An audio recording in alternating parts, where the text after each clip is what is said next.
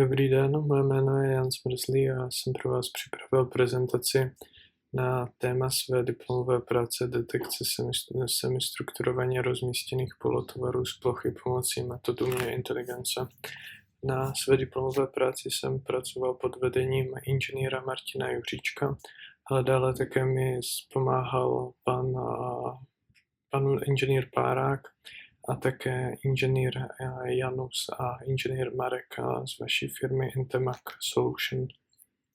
V téhle části prezentace bych vás chtěl seznámit s cíli práce, kterých jsem chtěl dosáhnout, které byly i z samotného zadání určené k dosažení, tak tedy prvním provedení rešerše strojového vidění se zaměřením na průmysl 4.0 a také na robotickou buňku EduSet1. Do robotické buňky implementovat vhodný hardware, tedy navrhnout hardwareové řešení a vybrat detekční frameworky, které následně mezi sebou budou porovnány a na základě nich jeden z nich bude vybrán a ten poslouží jako základní stavební kámen pro tvorbu vlastního detekčního softwaru, který pak bude tedy implementován a celkový projekt bude ověřen v interakci s robotickou buňkou EduSet. Přejdeme nyní k obsahu celé prezentace, tak tento obsah víceméně shrnuje body zadání, tedy to, co už jsem nastínil na předchozím slajdu. Zde se tedy více nezdržujeme a pokročíme dále už k samotné robotické buňce EduSet1. Ta se nachází ve kuřimské společnosti Intemac. Je v ní kolaborativní robot od společnosti Universal Robots. A dále se zde také nachází řídící PLC společnosti Siemens, konkrétně tedy PLC S7-1500F. Dále je zde také pětiosá fréska od společnosti Solid Vision a má se sem být implementována aplikace strojového vidění. No, proč jsem ta aplikace vlastně nutné sem implementovat, tak je to z toho důvodu, že vlastně na podložce budou rozmístěny různé polotovary a ty polotovary pak následně budou strojovým viděním vyhodnoceny a to vyhodnocení, ta data vyhodnocená budou poslána do řídícího PLC a z PLC pak následně bude už vyslán správný signál do kolaborativního robota a do pětiosé frézky, tedy kam ten robot má najet, aby ten daný polotovar mohl vzít a následně ho upnout do obráběcího centra. Přejdeme už tedy k samotné realizaci hardwarového řešení. Tedy v prvním případě jsem si vybíral vhodný senzor pro sběr dat, tedy jsem uvažoval nad chytrou kamerou například od společnosti BNR nebo takovou méně chytrou modulární kamerou od společnosti Basler. V tomhle případě jsem tedy zvolil kameru společnosti Basler, ale také jsem si navrhl vlastní hliníkovou konstrukci, na které bude kamera připevněna. No a v poslední fázi bylo nutné zvolit vhodné polotovary, s tím, že v tomhle případě jsem volil opravdu ty nejjednodušší, protože se jedná o první pilotní projekt a také ty polotovary musí být vhodně upnutelné do obráběcího centra. Konkrétně byla vybraná kamera s označením dole na snímku a k ní adekvátní objektiv. Provedl jsem také různé pilotní testy s různými druhy pozadí a různými barevnými světlami. Na posledních obrázcích můžete také vidět už samotnou hardwarovou realizaci, tedy jak probíhalo samotné testování a jak probíhala samotná konstrukce s tím, že jsem na ní ještě připevnil vlastní 24V zdroj napětí.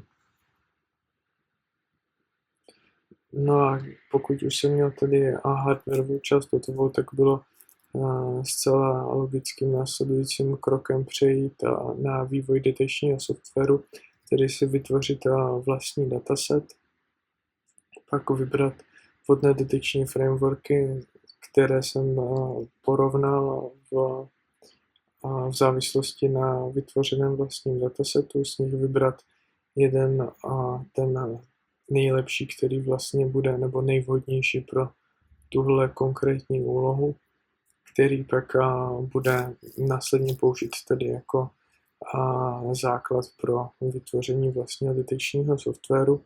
No a pokud už jsem byl vlastně svým softwarem schopný jednotlivé polotovary detekovat a určit, o který konkrétní polotovar se jedná, kde se nachází, tak bylo potřeba ještě nutné a následně určit rotaci toho daného polotovaru.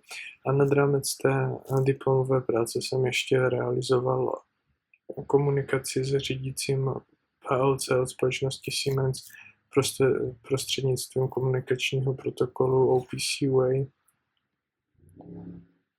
Co se týká vývoje detekčního softwaru, tak zde jsou vlastně použity všechny knihovny, které jsem k jeho tvorbě použil, s tím, že nejdůležitějšími jsou PyPylon pro komunikaci s kamerou, OpenCV, Python pro zpracování obrazů, dále také Ultralytics, Torch Vision, Torch, Albumentation a také pak následně pro komunikaci s PLC, například asynchronní OPC UA.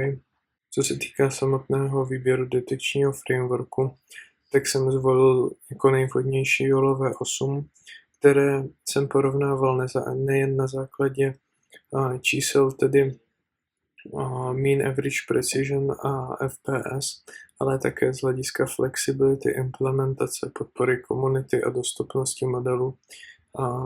Například model SSD vyšel daleko rychlejší, ale jelikož se nejedná o real-timeovou aplikaci, tak jsem zvolil model YOLO, který dosahuje větší přesnosti. Byl jsem schopný tedy polotovary detekovat, kde se nachází, co za daný polotovar to je, jak je natočený a vlastně tedy jsem pak ještě tyhle data chtěl poskytovat řídícímu PLC. A tohle jsem dosáhl tak, že jsem si vytvořil vlastního klienta na straně svého detekčního softwaru s tím, že PLC disponuje vystavěným OPC UA serverem, na kterém teda byla vytvořeno pole s následující strukturou. A co se týká závěrečného shrnutí, tak svoje řešení jsem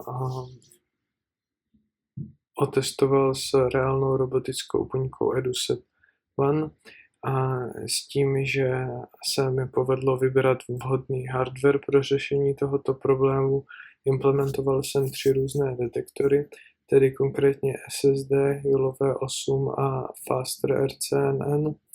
A na základě tedy vybraného JOLové 8 jsem vytvořil vlastní detekční software a nad rámec té diplomové práce jsem ještě implementoval komunikaci prostřednictvím OPC UA, tedy komunikace klient, který je na straně vlastního detekčního softwaru a se serverem, který je na straně řídícího PLC. A posledním slajdem bych vám chtěl tedy poděkovat za pozornost. Tímto bych chtěl ještě tedy poděkovat vám jako společnosti Intemak, že jste mi umožnili na téhle práci pracovat přímo pod vámi. Práce byla pro mě velmi zajímavá, hodně se mi líbila a věřím, že mě posunula do budoucího profesního života. A také bych chtěl velmi poděkovat inženýrům, kteří se na mé práci podíleli tím, že mi velmi pomáhali, tedy panu Párákovi, panu Juříčkovi, panu Janusovi a panu Markovi. Tak doufám, že třeba v budoucnosti ještě navážeme nějakou zajímavou spolupráci a někdy se třeba ještě uvidíme. Tak se mějte hezky a děkuji.